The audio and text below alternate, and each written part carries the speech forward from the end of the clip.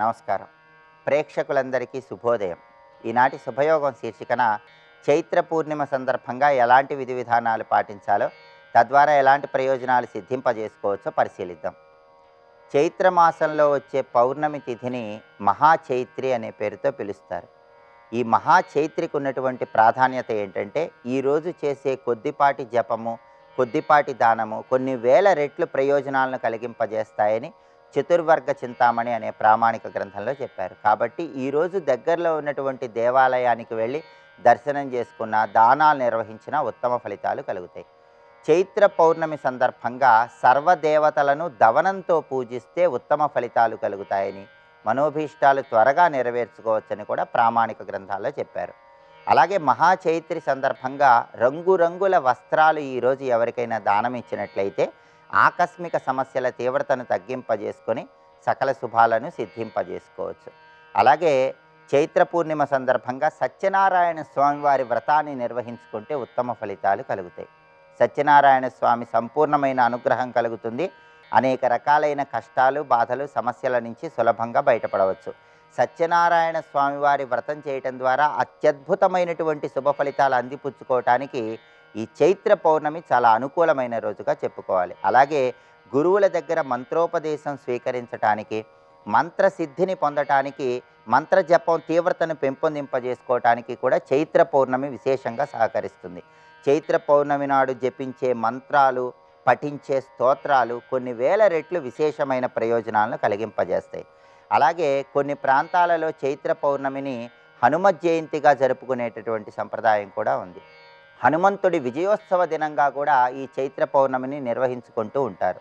అందువల్ల ఈరోజు ఆంజనేయ స్వామి వారిని పూజిస్తే కూడా ఉత్తమ ఫలితాలు కలుగుతాయి.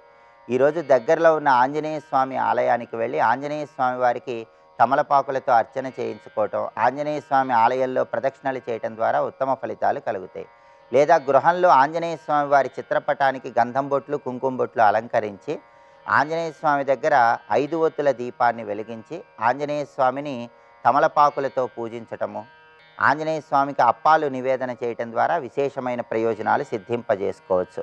హనుమల్ లాంగూల స్తోత్రాన్ని ఈరోజు పఠించటము, అలాగే సుందరకాండ పారాయణ చేయటము లేదా శ్రవణం చేయటం ద్వారా కూడా విశేషమైన ప్రయోజనాలు సిద్ధింపజేసుకోవచ్చు. చైత్ర పూర్ణిమ సందర్భంగా ఈ విధి విధానాలు పాటించండి. ఆంజనేయ స్వామిని ఆరాధన చేయండి. దేవాలయంలో ఆంజనేయ స్వామిని దర్శనం చేసుకోండి.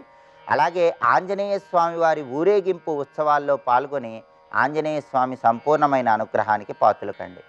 రేపటి శుభయోగం శీర్షికన పాతాళ వ్రతం సందర్భంగా ఎలాంటి విధి విధానాలు పాటించాలో, తద్వారా ఎలాంటి ప్రయోజనాలు సిద్ధింపజేసుకోవచ్చో పరిశీలిద్దాం. నమస్కారం.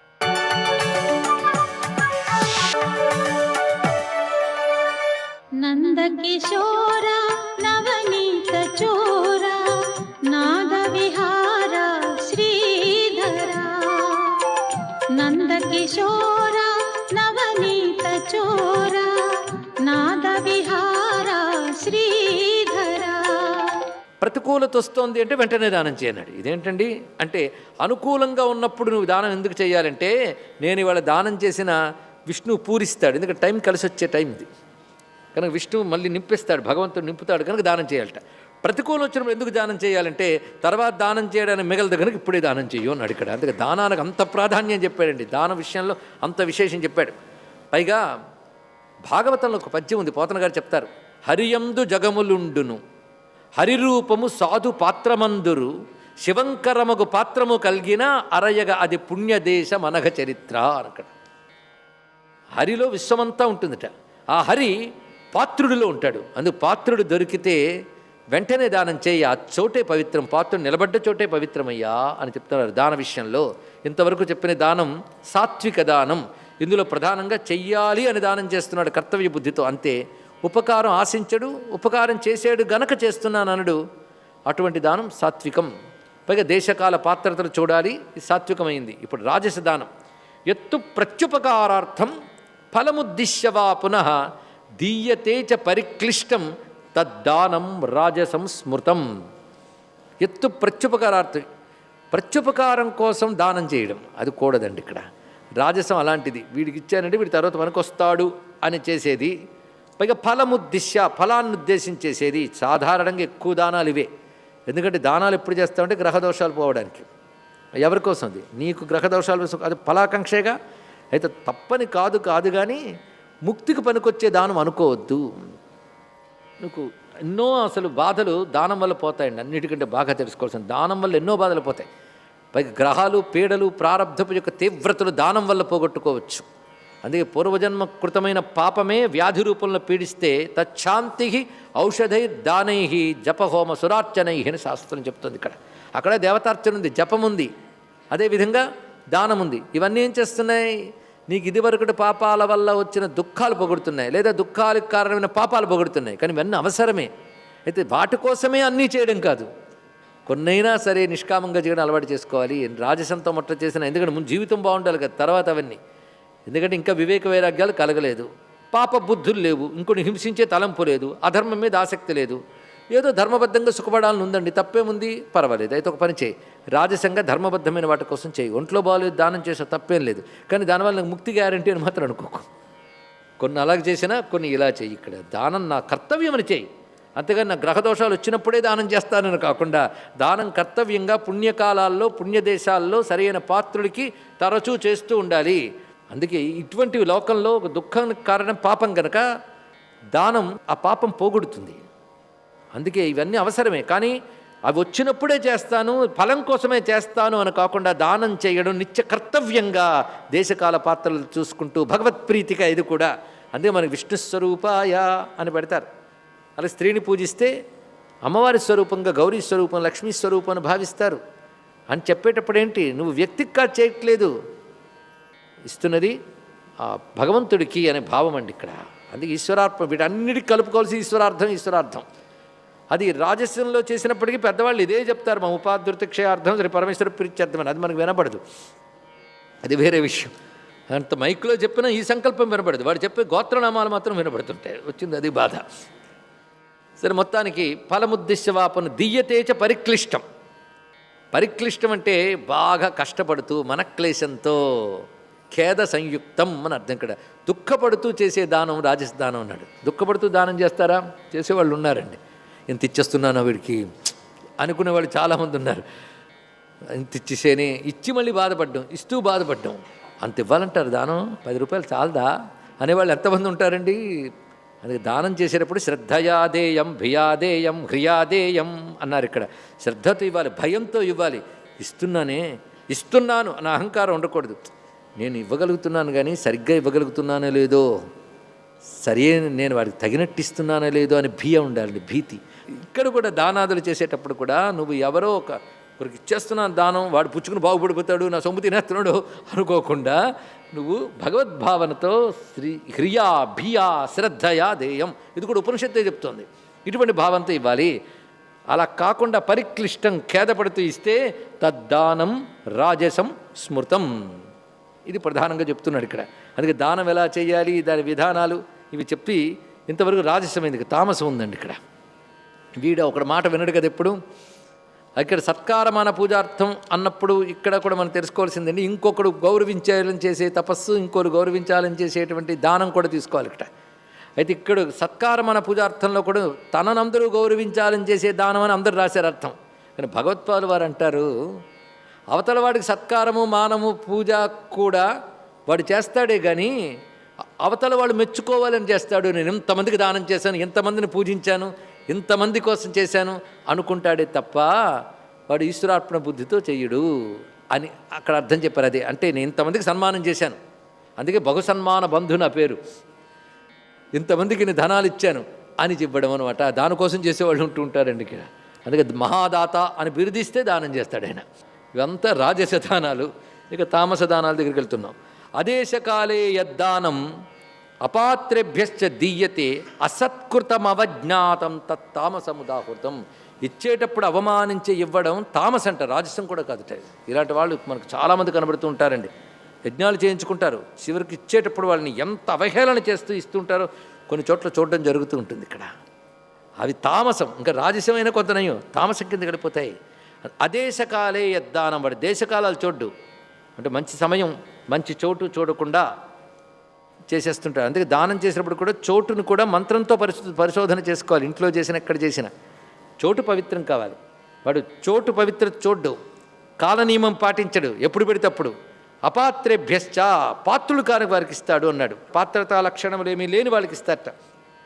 ఎటువంటి వారికి అంటే మూర్ఖ తస్కరాదిభ్య అన్నారు భగవత్పాల వారు. మూర్ఖులకి తస్కరులకి అని. అవన్నీ రాజస తామస దానాల్లో ఇంకా బాధాకరమైనది. అది మూర్ఖ తస్కరాదులకి ఇవ్వడం, అపాత్రులకి ఇవ్వడం తామస తపస్సు. అసత్కృతం, సత్కరించకుండా ఇవ్వడం. ఎందుకంటే దానం ఇచ్చేటప్పుడు పాదప్రక్షాళన చేయడం, గంధము అక్షతలు ఇచ్చి పూజించడం, భగవత్స్వరూప భావన చేసి విష్ణుస్వరూపాయ అని ఇవ్వాలి కదా. అలాంటి సత్కారం చేయకుండా ఇచ్చేటువంటిది. అవజ్ఞాత, అవమానిస్తూ ఇచ్చేటటువంటిది. అంటే అపాత్రులకి ఇచ్చేది, సత్కారం లేనిది, అవమానంతో చేసేది, సరి అయిన దేశకాలాలు చూడని దానాన్ని తామసము అని అంటారు సుమా. ఇంతవరకు ఇవన్నీ వివరంగా చెప్పి, ఈ చెప్పడంలో ఉద్దేశం ఏంటండి అంటే ఎగతాళి చేసినట్టు పాడైన వస్తువులు ఇవ్వడం ఇలాంటివి కూడదని చెప్పేశారు. అన్నీ అయిపోయాయి. ఇంతవరకు కూడా యజ్ఞము, తపస్సు, దానము 3 వివరించాడు. ఆహారం వివరించాడు, 4 వివరించాడు. తపస్సు అంటే ఏమిటో మరో 3 వివరణలు ఇచ్చాడు. అంత సమగ్రంగా అయింది కదా. ఇందులో మనకు అర్థమైంది ఏమిటి, ఏది శ్రేష్టము? అన్నిటికీ సాత్వికం. సాత్విక యజ్ఞం, సాత్విక తపస్సు, సాత్విక దానం, ఇది గొప్పది. కానీ రాజస స్థితిలో ఉన్నాం, ఏం చేస్తాం? కొంచెం సాత్విక లక్షణాలు తెచ్చుకుంటూ వెళదాం అనుకుంటే కృష్ణుడు చెప్పినటువంటి మాట మనకు వంట పట్టినట్లే. అంతే. ఇక్కడ క్రమంగా వెళదాం, ఆ స్థితికి తప్పేముంది ఇక్కడ. అయితే మనం అలాగ సాత్వికంగా శాస్త్రబద్ధంగా వెళదామని చేసినా పరిపూర్ణంగా చేయగలమా? ఇక్కడ అది ప్రశ్న. ఎంత సాత్విక తపస్సు చేసినా, ఎంత దానం చేసినా, యజ్ఞం చేసినా పరిపూర్ణ ఫలం పొందడానికి తగ్గట్టుగా పరిపూర్ణంగా చేయగలమా? మానవులు అనేక లోపాలతో ఉంటాయి కదా. ఆ లోపాలు ఎలా పోతాయి అంటే, నేను ఇప్పుడు చెప్పబోతున్న 3 బ్రహ్మముకు సంబంధించినటువంటి నామములున్నాయి. వాటితో చేసినట్లయితే అవి పోతాయి సుమా. స్వస్తి.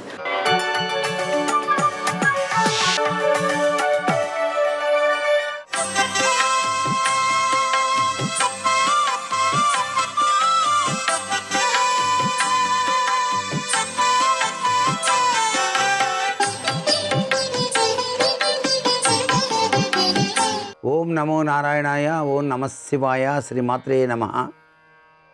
హనుమంతాయ నమ. ఈరోజు చాలా విశేషకరమైనటువంటి సుదినం. చైత్ర శుద్ధ పూర్ణిమ. కొండగట్టున వెలసి ఉన్నటువంటి ఆంజనేయ స్వామి యొక్క ఉత్సవాలు చాలా చక్కగా చేస్తారు ఈ రోజున. అంటే హనుమంతుల వారి యొక్క జయంతిగా కూడా జరపడం జరుగుతుంది. కేసరీనందనుడు ఆయన యొక్క దివ్యవంతమైన అనుగ్రహాన్ని ఎవరైతే పొందుతారో శత్రుభీతి లేకుండా చేస్తాడు. మనోజవం మారుతతుల్య వేగం అన్న చందంగా మన మనస్సు కన్నా వేగంగా పయనించేటువంటి ఆ స్వామివారు మనకు దివ్యవంతమైన అనుగ్రహాన్ని ప్రసాదిస్తాడు అని చెప్పేసి శాస్త్రం. ఏది ఏమైనప్పటికీ కూడా ఆ హనుమంతుల వారి యొక్క చరిత్రను ఈ రోజున మనం గనక పట్టణం చేసి రామనామాన్ని జపిస్తూ హనుమంతుని యొక్క బడబాలన స్తోత్రపట్నం గనక చేసినట్లయితే అనేక భయాల నుంచి స్వామివారు మనని రక్షిస్తాడు. అనుకున్న కార్యాలన్నీ కూడాను దిగ్విజయంగా జరిగేటట్టుగా చేస్తాడు అంటోంది శాస్త్రం. చైత్రశుద్ధ పూర్ణిమ నాడు చిత్రగుప్త వ్రతం ఆచరించడం వలన చాలా విశేషకరమైన ప్రభావం జరుగుతుంది. సకల పాప నాశనమని కూడాను మనకు శాస్త్రాలు తెలియజేస్తున్నాయి. అటువైపు హనుమంతుని పూజ, ఇటువైపు చిత్రగుప్తుని యొక్క పూజలు, ఇవన్నీ కూడా ఈ పూర్ణిమ నాడే జరిపేటువంటి సాంప్రదాయ లక్షణం మనం గ్రహించాలి. ఏది ఏమైనప్పటికీ రామనామంతో కూడినటువంటి హనుమంతుని నామం సర్వవిధ శ్రేయోదాయకం అని చెప్పేసి ప్రతి ఒక్కరూ గ్రహించండి. రామనామం చేసిన తర్వాతనే హనుమంతుని ఆరాధన చేయాలి. ఎందుకంటే ఆయన రామభక్తుడు కాబట్టి. ఎక్కడ రామనామం వినపడుతుందో అక్కడ హనుమంతుడు ఉండి తీరుతాడు. ఎక్కడ రామాయణ పట్టణం జరుగుతుందో అక్కడ హనుమంతుల వారు ఉండి తీరుతాడు అని శాస్త్రవచనం. ఇవన్నీ గుర్తుపెట్టుకొని మన సనాతన సంస్కృతి సంప్రదాయంలో నిగూఢంగా ఉన్నటువంటి ఈ యొక్క విధి విధానాన్ని మనం పాటించినట్లయితే సర్వ విధాల శ్రేయోదాయకవంతమైన ప్రభావంతో మన జీవితం కొనసాగుతుంది సుమా. ఈ చైత్రశుద్ధ పూర్ణిమ నాడు చంద్రశేఖర పాహిమాం అంటూ చంద్రుణ్ణి గనక పూజ చేసినట్లయితే చాలా విశేషకరమైన ప్రభావం. చంద్రుడు మనఃకారకుడు కాబట్టి మనసు ప్రశాంతంగా ఉండటానికి చంద్రశేఖరాష్టకం చదువుతూ చంద్రుణ్ణి పూజించాలి. సర్వాభీష్టాలు కూడా సిద్ధిస్తాయి సుమా. సర్వే జనా సుఖినో భవంతు.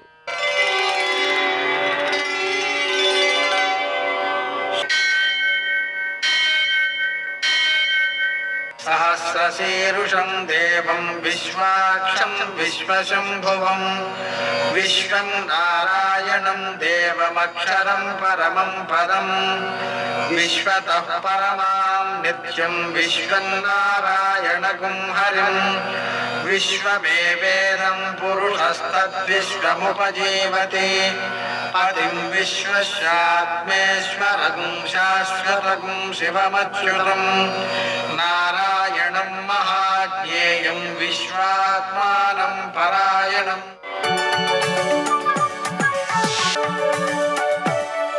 सूर्यशौर्यमथेन्दुरिन्द्रपदवी सन्मङ्गलं मङ्गलम्. మర్కటేశ మహోత్సాహ సర్వశోక వినాశన శత్రూన్ సంహర మాం రక్షశ్రియందాపయమే ప్రభో. నేటి కాలమాన విశేషాలను గమనిద్దాం. స్వస్తి శ్రీ చాంద్రమాన క్రోధినామ సంవత్సరం ఉత్తరాయణం వసంత ఋతువు చైత్రమాసం శుక్లపక్షం మంగళవారం. సూర్యోదయం 5:59 సూర్యాస్తమయం 6:30 తిథి శుక్ల పూర్ణిమ తెల్లవారుజామున 5:18 వరకు. నక్షత్రం చిత్త రాత్రి 10:29 వరకు. శేషవర్జం ఉదయం 6:34 వరకు. మరల తెల్లవారుజామున 4:35 ప్రారంభమై మరుసటి రోజు ఉదయం 6:20 వరకు ఉంటుంది. దుర్ముహూర్తం ఉదయం 8:29 నుంచి 9:19 వరకు. మరల రాత్రి 11:05 నుంచి 11:51 వరకు. అమృతకాలం మధ్యాహ్నం 3:24 నుంచి 5:11 వరకు. రాహుకాలం మంగళవారం కాబట్టి మధ్యాహ్నం 3 నుంచి 4:30 వరకు. అష్టకవర్గ రీత్యా శుభప్రదమైన సమయం ఉదయం 7 గంటలకి.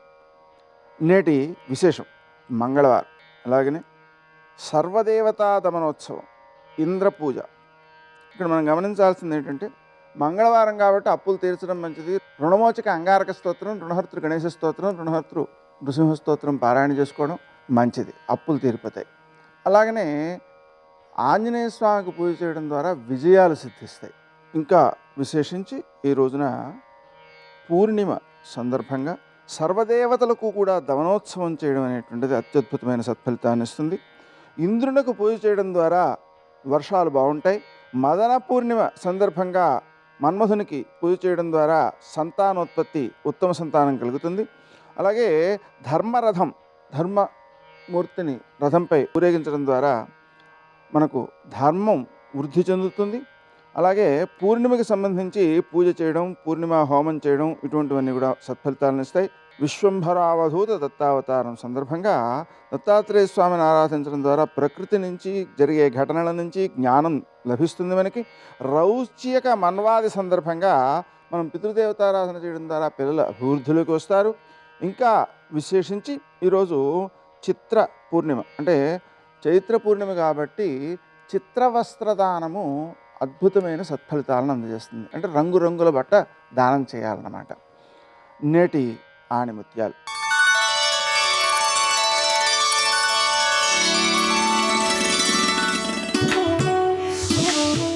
గౌరవం అనేది వయస్సును బట్టి ఉండదు, వ్యక్తి సంస్కారాన్ని బట్టి ఉంటుంది.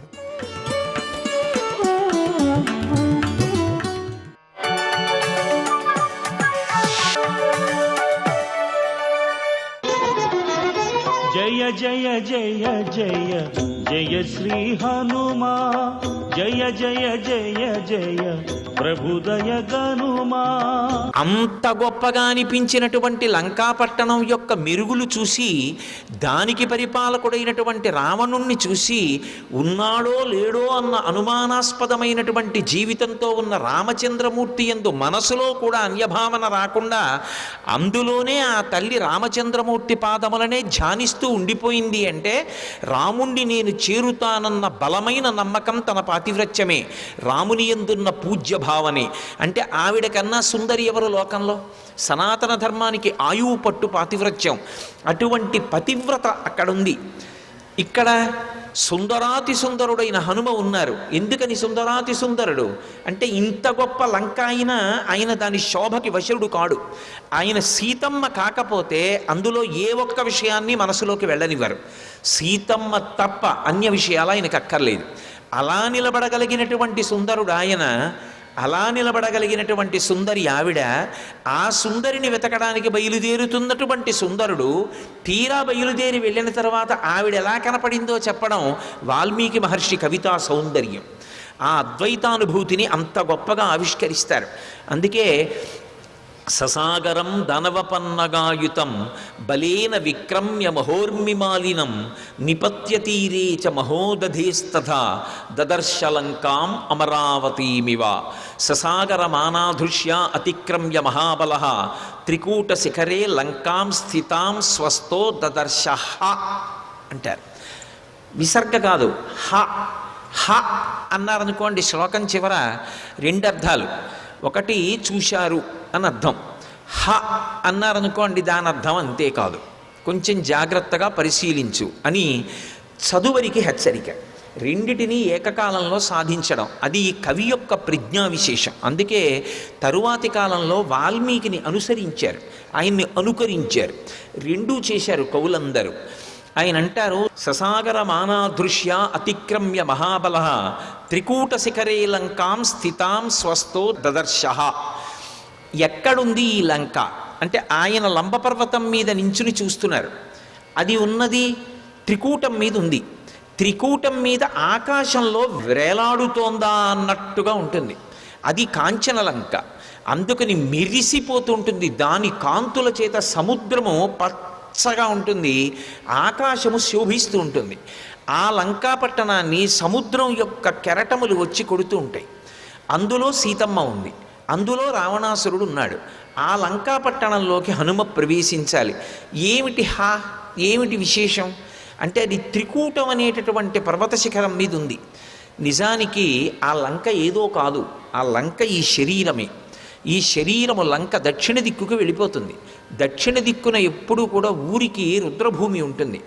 ఎంత గొప్ప శరీరం కానివ్వండి, చిట్ట చివర లంక చేరవలసింది దక్షిణ దిక్కుకి. దక్షిణ దిక్కున ఉండేటటువంటి లంకని సముద్ర కెరటాలు వచ్చి కొడుతూ ఉంటాయి. కెరటం కొడుతుంది వెళ్ళిపోతుంది, మళ్ళీ వస్తుంది కొడుతుంది వెళ్ళిపోతుంది. ఆకలి, దప్పిక, శోకము, మోహము, జర, మరణము, ఈ 6 కూడా కెరటాలు. ఇవి మారి మారి వస్తూ ఉంటాయి, కొడుతూ ఉంటాయి, వెడుతూ ఉంటాయి. కాసి ఆకలిస్తుంది, ఏదో తింటాడు తీరుతుంది, మళ్ళీ కొంతసేపటికి మళ్ళీ ఆకలిస్తుంది, మళ్ళీ తగ్గుతుంది, దాహం వేస్తుంది, నీళ్లు పోస్తాడు, తగ్గుతుంది, మళ్ళీ పెరుగుతుంది, మళ్ళీ కొడుతుంది. ఇక్కడ ఉన్నటువంటి లంకలోనే ఇక్కడే ఉంది బ్రహ్మ విద్యాస్వరూపిణి అయినటువంటి త్రిపుర సుందరీ తత్వమైనటువంటి అమ్మవారు ఇక్కడే క్రీడిస్తోంది.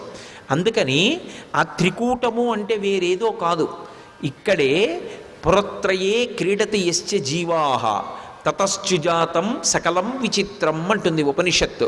3గా ఇక్కడే క్రీడింపచేస్తుంటుంది ఆవిడ. అందుకే ఆవిడికి త్రిపుర సుందరి అని పేరు. 4లోకి వెళ్ళనివ్వదు, 3లోనే తిప్పుతుంది. భూత భవిష్యత్ వర్తమాన కాలములు ఎప్పుడు ఏముంటుంది? 1974లోనండి, 1996లోనండి అంటాడు. లేకపోతే ఇప్పుడు జరుగుతున్న కాలం, రాబోయే కాలం, 3. లేదా జాగ్రత్త, స్వప్న, సుషుప్తి.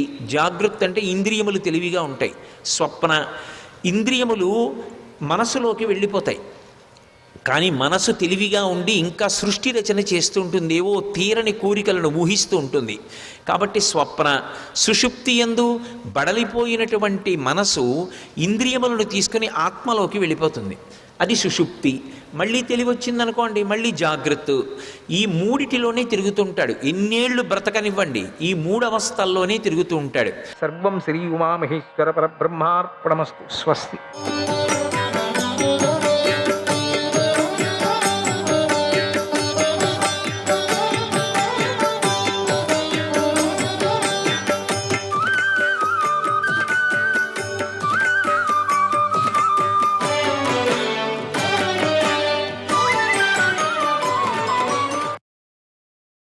అర్జున, నువ్వు ఈ రోజున నీ నోటితో నేను యుద్ధంలో ఆ కర్ణుణ్ణి చంపేశాను అనే మాటను చెప్పి దాన్ని చల్లార్చు, నాకు శాంతిని చేకూర్చు. ఓ వీరా, ఇది నాకెంతో దుర్లభమైన సమాచారం. నువ్వు ఆ సూతపుత్రుణ్ణి ఎలా వధించావు? వృత్రుడి మరణం తర్వాత ఇంద్రుడిని తలుచుకున్నట్లుగా నేను కూడా నిన్ను ఎప్పుడూ తలుచుకుంటూనే ఉంటాను అన్నాడు ధర్మరాజు. శ్రీకృష్ణాయ పరమాత్మనే నమః. 67వ అధ్యాయం. సంజయుడు ధృతరాష్ట్రుడికి ఇలా చెప్పాడు. ఓ మహారాజా, కోపంతో ఉన్న ధర్మరాజు మాటలు విని అర్జునుడు ఇలా అన్నాడు. మహారాజా, మహాప్రభు, నేను ఈ రోజున సంసప్తకులతో పోరాడుతున్నాను. అప్పుడు కౌరవ సేనకు ముందు నిలబడిన అశ్వత్థామ విషసర్పాల వంటి బాణాలను విడుస్తూ వేగంగా నన్ను ఎదిరించాడు. ఇటు కౌరవ సేన అంతా కూడా మేఘధ్వని వంటి నా రథఘోషను వింది నాతో యుద్ధం చేయాలని నన్ను ఎదిరించింది. అప్పుడు నేనే వారిలో 500 మందిని చంపేశాను. తర్వాత అశ్వత్థామపై దాడి చేశాను. అశ్వత్థామ యుద్ధానికి సిద్ధంగా ఉన్నాడు. ఏనుగు సింహం మీదకు వచ్చినట్టుగా నా మీదకు వచ్చి దాడి చేశాడు. కౌరవ రతికులను ఉద్ధరించాలని అతడు భావించాడు. రణభూమిలో నిశ్చలంగా నిలబడి విషంతోనూ అగ్నితోనూ సమానమైన బాణాలతో నన్ను శ్రీకృష్ణుణ్ణి పీడించాడు. అశ్వత్థామ యుద్ధం చేసే సమయంలో అతడికి సహాయకంగా 8 ఎడ్ల బండ్లు 100 కొద్ది బాణాలను మోసుకొని వచ్చాయి. గాలి మేఘ సమూహాన్ని చెదరగొట్టినట్లుగా నేను ఆ అశ్వత్థామ ప్రయోగించిన బాణాలను నా బాణాలతో నాశనం చేశాను. ఆ తర్వాత అశ్వత్థామ అనేక బాణాలను ప్రయోగించాడు. నన్ను అశ్వత్థామ పదునైన 5 బాణాలతో కొట్టాడు. మరో 5 బాణాలతో కృష్ణుణ్ణి గాయపరిచాడు. ఆ తర్వాత నా మూలంగా తన సేన భయపడి ఉండటాన్ని కర్ణుడు గమనించాడు. గుర్రాలు ఏనుగులు పారిపోవటాన్ని చూశాడు. అతడు శత్రువులను సంహరించగల సమర్థుడు. వేగంగా 50 మంది రథిక శ్రేష్ఠులతో కలిసి నా పైకి వచ్చాడు. నేను వారందరినీ చంపేశాను. ఓ రాజా, మమ్మల్ని చూసేదాకా కర్ణుడిలో ఉద్వేగం లేదు. అతడు ఆవేశపడలేదు. పాంచాలురందరూ అప్పటి వరకు కర్ణుడిని చూసి ఎంతో కలత చెందుతున్నారు. కర్ణుడు రణభూమిలో 700 మంది రతికులను చంపేశాడు. అతడిని నేను ఎదుర్కొన్నాను. ఇంతలో కర్ణుడు నీపై దృష్టి పెట్టాడని, నీతో యుద్ధం చేశాడని విన్నాను. అంతకుముందే అశ్వత్థామ నిన్ను గాయపరిచాడని అది కూడా నేను తెలుసుకున్నాను. అందుకే నిన్ను చూడాలని కర్ణుణ్ణి విడిచి నీ దగ్గరకు రావటమే మంచిదని భావించాను.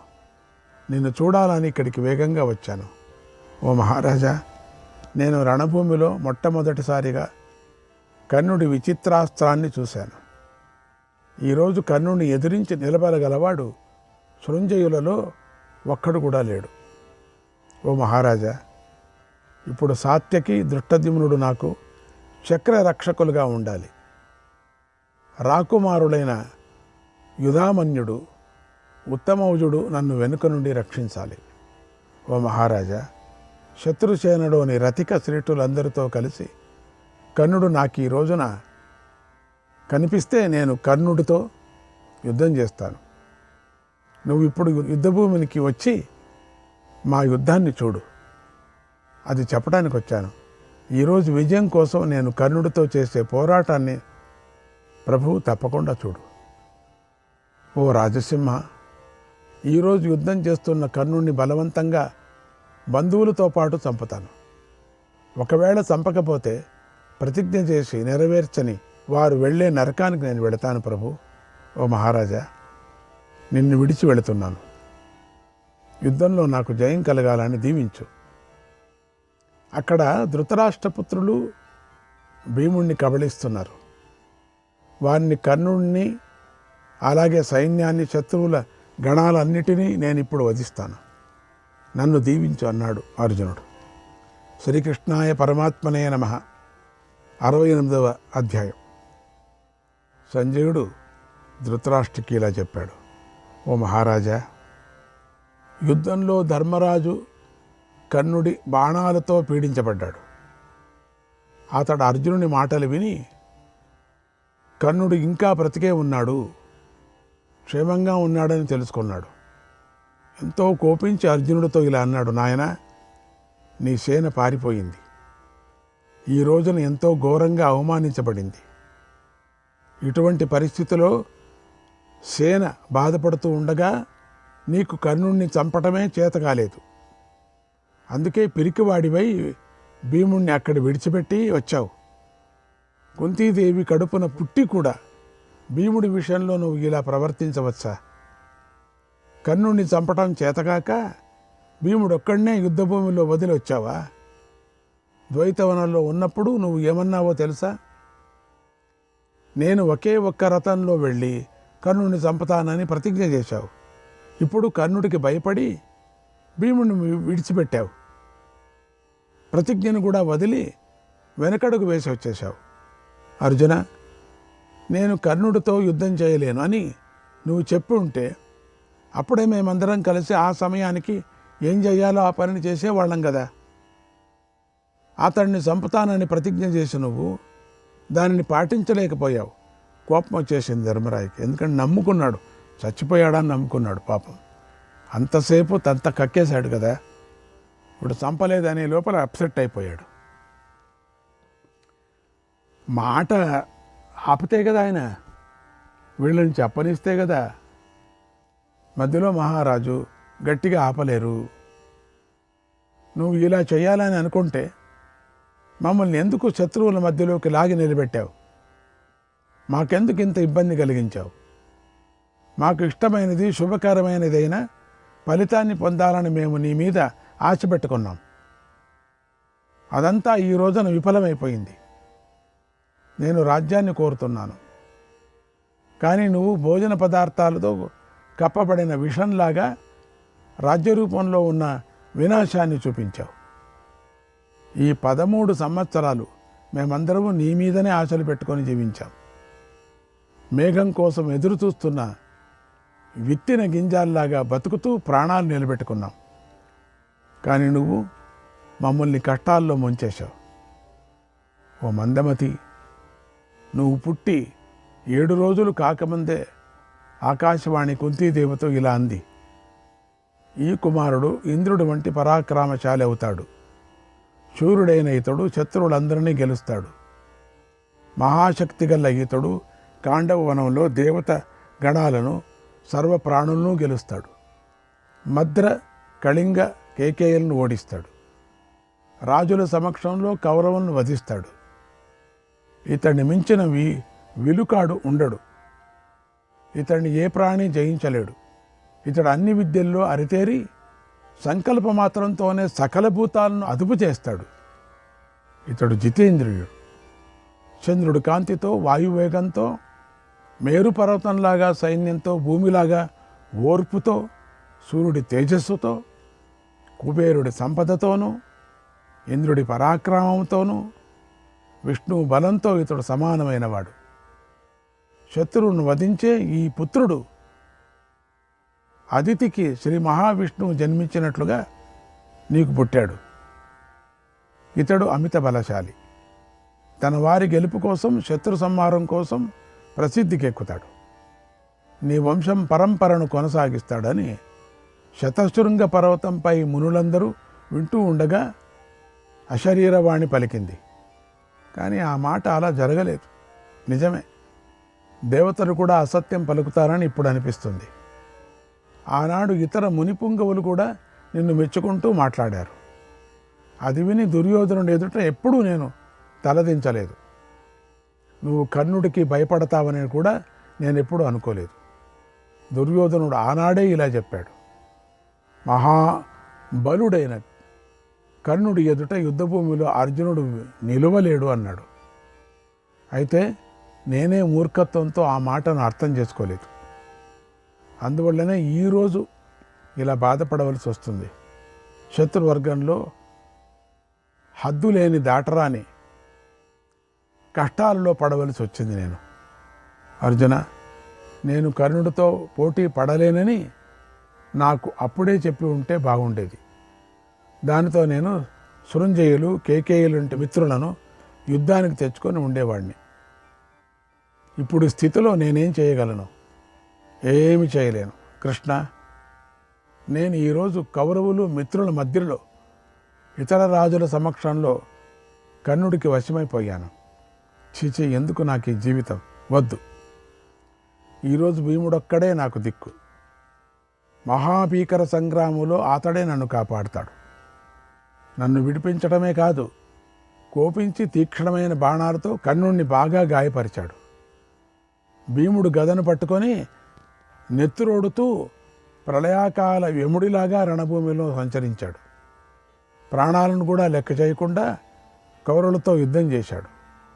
భీముడి సింహనాదాన్ని విని ధృతరాష్ట్ర కుమారులు పదే పదే భయపడిపోతున్నాయి. ఓ అర్జున, మహారథుడైన నీ పుత్రుడు అభిమన్యుడు బ్రతికుంటే ఈ రోజున అతడే శత్రువును చంపేసేవాడు. అంటే నేను కూడా ఇట్లా అయిపోయినారు. నేను ఇట్లా రావటానికి ఆయన ఉండింటే, నీ కొడుకు ఉండింటే నేను ఇట్లా అయ్యేవాడిని కాదు. నేను గెలిచేవాడిని. భీముడి కొడుకు ఘటోత్కచుడు ఉంటే ఎప్పుడు యుద్ధంలో ముందు ఉండేవాడు. అతడు మహాస్త్రవేత్త, నీతో సమానమైనవాడు. అతడున్నా బాగుండేది. అతడు యుద్ధం చేస్తున్నప్పుడు మన శత్రుసేన ఎంత ప్రయత్నించినా విజయాన్ని పొందలేదు. పైపెచ్చు భయంతో కళ్ళు మూసుకుంది. ఆ ఘటోత్కచుడు ఒంటరిగా రాత్రివేళ యుద్ధం చేశాడు. అతన్ని చూసి శత్రువులు భయపడి పారిపోయారు. అతడు రణభూమిలో కర్ణుడిని సమీపించాడు. బాణాలతో మోహింపజేశాడు. కానీ కర్ణుడు ధైర్యంగా నిలబడి ఇంద్రుడిచ్చిన శక్తితో ఆ ఘటోత్కచుడిని చంపేశాడు. ఇప్పుడు ఈ రణభూమిలో నా దురాదృష్టం, పూర్వకృత పాపం బలంగా కనిపిస్తుంది. కనుకనే ఈ దురాత్ముడైన కర్ణుడు యుద్ధభూమిలో నిన్ను లెక్క చేయలేదు, నన్ను పరాభవించాడు. శక్తిహీనుడితోనూ బంధుహీనుడితోనూ ప్రవర్తించినట్లుగా కర్ణుడు నాతో ప్రవర్తించాడు. ఆపద్గతం కశ్చనయో విమోక్షేత్ స బాంధవః స్నేహయుక్తః సుహృచ్చ ఏవం పురాణామునయో వదంతి. ఏవం పురాణామునయో వదంతి ధర్మః సదా సద్భిరనుష్ఠితచ్చ. ఆపదలో ఉన్నవాడిని విడిపించిన వాడే బంధువు, స్నేహితుడు, మంచి మనసున్నవాడని ప్రాచీన మహర్షులు చెబుతూ ఉంటారు. సజ్జనులు ఈ ధర్మాన్నే పాటించారు. ఓ పార్థ, నీ రథాన్ని విశ్వకర్మ తయారు చేశాడు. అది నిశ్శబ్దంగా సాగిపోతుంది. అది కపిధ్వజంతోనూ శుభలక్షణాలతోనూ ఉంది. నువ్వు ఆ రథాన్ని ఎక్కి బంగారు తొడుగులు గల కత్తిని చేతిలో పట్టుకున్నావు. తాటి చెట్టంత ఎత్తైన నీ గాంధీవాన్ని కూడా పట్టుకున్నావు. శ్రీకృష్ణుడు రథాన్ని నడుపుతూ ఉండగా నీకింక భయం ఎందుకు కలుగుతుంది? నీకు కర్ణుడికి ఎందుకు భయపడి పారిపోయావు నువ్వు? ఇక నీ గాంధీవాన్ని కృష్ణుడికి ఇచ్చేసాయి. నువ్వు కృష్ణుడికి రథసారథై రథాన్ని తోలు. అప్పుడు వజ్రధారి అయిన ఇంద్రుడు వృత్రాసురుడిని వధించినట్లుగా శ్రీకృష్ణుడే ఆ కర్ణుడిని చంపేస్తాడు. కర్ణుడు ఉగ్రంగా సంచరిస్తున్నాడు. అతన్ని ఎదిరించటానికి నీకు ఈ రోజున శక్తి లేకపోతే నీ గాంధీవాన్ని అస్త్రవిద్యలో నీకన్నా మేటి అయినా ఏ రాజుకైనా ఇచ్చేయి, పని పూర్తి చేస్తాడు. ఎంతగా అంటున్నాడు. ఓ అర్జున, అప్పుడైనా ఈ లోకము పుత్రులను భార్యలను కోల్పోయి, రాజ్యం నశించగా సుఖం కోల్పోయి, అగాధంలోనే లేదా పాపులను నివాసమైనటువంటి నరకం వంటి కష్టాలలోనూ పడిపోతున్న మమ్ముల్ని చూడకుండా ఉంటుంది. ఓ దురాత్మ, నువ్వు 5వ నెలలోనే కుంతి కడుపున పుట్టి నశించి ఉన్నా బాగుండేది. అసలు కుంతికి కష్టం కలిగించింతే ఈ గర్భంలోనే పడకపోయి ఉన్నా బాగుండేది. నీకు మంచే జరిగేది. అప్పుడు ఇలా రణభూమి నుండి పారిపోయే పరిస్థితి నీకు వచ్చేది కాదు. దిగ్గాండీవం దీక్షతే బాహువీర్యం, దిగ్గాండీవం దీక్షతే బాహువీర్యం అసంఖ్యేయాన్ బాణగణాంశ దిక్తే దిక్తే కేతుం కేసరిణః సుతస్య కృశానుదత్తం చరతం చ దిక్తే కృశానుదత్తం చరతం చ దిక్తే. నీ గాండివం, నీ బాహుబలం, లెక్కలేని నీ బాణాలు, నీ కపిధ్వజం, అగ్నిదేవుడు నీకు ఇచ్చిన ఈ నీ రథం, చీచీ చీచీ చీచీ అన్నీ దండగే అన్నాడు ధర్మరాజు. శ్రీకృష్ణాయ పరమాత్మనే నమః. 69వ అధ్యాయం. సంజయుడు ధృతరాష్ట్రుడికి ఇలా చెప్పాడు: ఓ మహారాజా, ధర్మరాజు అలా అనగానే అర్జునుడు ఎంతో కోపించాడు. ధర్మరాజును చంపాలని కత్తిని పైకెట్టుకున్నాడు. ఎందుకు అంతగా అనిపించేసింది, కోపం వచ్చేసింది. అప్పుడు అర్జునుడు కోపించటంతోనే ఉద్దేశాన్ని కృష్ణుడు వేగంగా గ్రహించాడు. అందుచేత వెంటనే అర్జునుడికి ఇలా అన్నాడు: అర్జున, ఏమిటిది? ఎందుకు కత్తి పెట్టావు? ఏం చేస్తున్నావు? నువ్వు ఇక్కడికి ధర్మరాజును చూడాలని వచ్చావు. ఆయన చూశావు. ఇక్కడ ధర్మరాజు క్షేమంగానే ఉన్నాడు. నీ పని అయిపోయింది.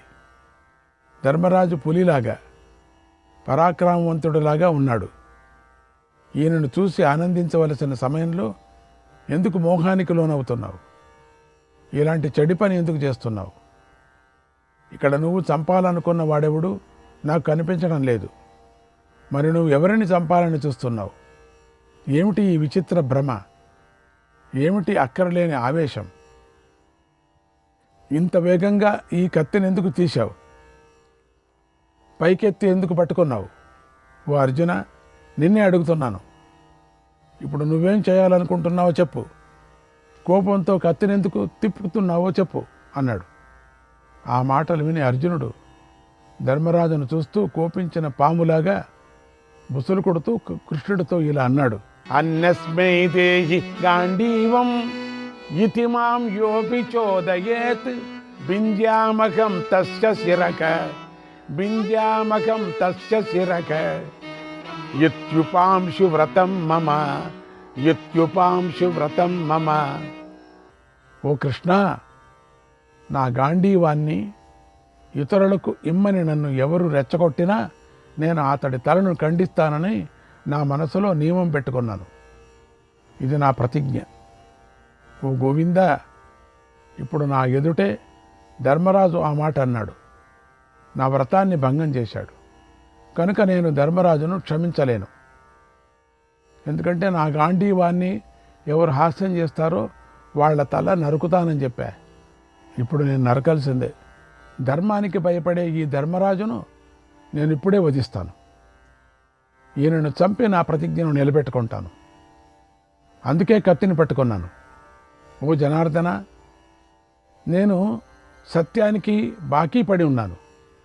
కనుక ఈ ధర్మరాజును చంపి శోకతాపాలను పోగొట్టుకుంటాను. అన్న, పైగా పెద్దోడు, పైగా రాజ, ఏంటిది? ఆయనకి ఎన్ని మాట్లాడే హక్కు కూడా ఆయనకుంది. ఈయనకి పిచ్చి పెట్టిపోయింది. ఎందుకంటే ఇంత హాస్యం చేశాడు కాబట్టేనే. ఇంత పిరికి పందలాగా మాట్లాడారని ఏమైనా కోపం వచ్చిందే? రెండోది ఇంకా కోపం వచ్చి గర్భంలోనూ చచ్చిపోయింటే బాగుండు అని అన్నాడే, దానికి ఏమన్నా కోపపడ్డా? ఇప్పుడు నన్ను ఏం చేయమంటావో చెప్పు. ఎందుకంటే నీకు ఈ లోకానికి సంబంధించిన భూత భవిష్యత్తులన్నీ బాగా తెలుసు. నువ్వు ఏ పని చేయమంటే నేను అదే చేస్తానన్నాడు. అప్పుడు కృష్ణుడు చిచి అంటూ అర్జునుడితో ఇలా అన్నాడు: ఓ పార్థ, ఇప్పుడు నీ గురించి నాకు అర్థం అవుతోంది. ఎందుకంటే నువ్వు వృద్ధులకు సేవ చేయలేదు. అందుకే ఇలా ప్రవర్తిస్తున్నావు. చోట నువ్వు కోపాన్ని చూపిస్తున్నావు. ఓ అర్జున, ఎవరు ముందు నిలుచున్నవారు? నీ అన్న, పెద్ద ఆయన. నువ్వు సేవ చేయలేదు. శ్రీకృష్ణాయ పరమాత్మనే నమః.